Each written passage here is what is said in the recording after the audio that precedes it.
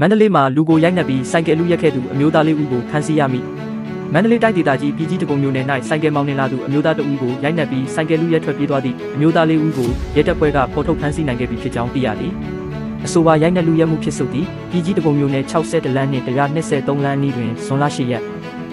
ညနေ6နာရီဝန်းကျင်အချိန်ခန့်ကဖြစ်ပွားခဲ့ခြင်းဖြစ်ပြီးရင်းဖြစ်စုံနဲ့ပတ်သက်၍ပြည်ကြီးတကုံမြို့မရဲစခန်းကပါ84-2026ရာစတက်ကြီးပုံမှန်380-114နဲ့မှုရေးဖွင့်ကတရားခံများကိုဖမ်းဆီးနိုင်ရေးအတွက်စုံစမ်းစစ်ဆေးမှုများပြုလုပ်ခဲ့ခြင်းဖြစ်ပြီး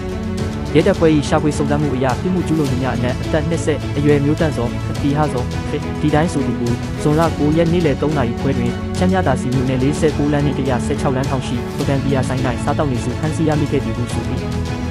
ထို့နောက်ဖမ်းမိတရားခံ၏ထွက်ဆိုချက်အရပြစ်မှုကျူးလွန်ရာတွင်ပါဝင်ခဲ့ကြသောတသိမ်ကြီးမြို့နယ်ရေကြီးကျေးရွာတွင်နေထိုင်သူများဖြစ်ကြသည့်ဆိုင်းစုစုမောင်20နှစ်ဆိုင်းသူရထုံးဟုတ်ပါ20နှစ်ကလာကြီးချန်ကျေးရွာတွင်နေထိုင်သည့်အောင်သူရကျော်ခဖိုးချစ်19နှစ်တို့3ဦးကိုထပ်မံဖမ်းဆီးရမိခဲ့သဖြင့်ဥပဒေနှင့်အညီအရေးယူနိုင်ရေးဆက်လက်ဆောင်ရွက်လျက်ရှိကြောင်းသိရသည်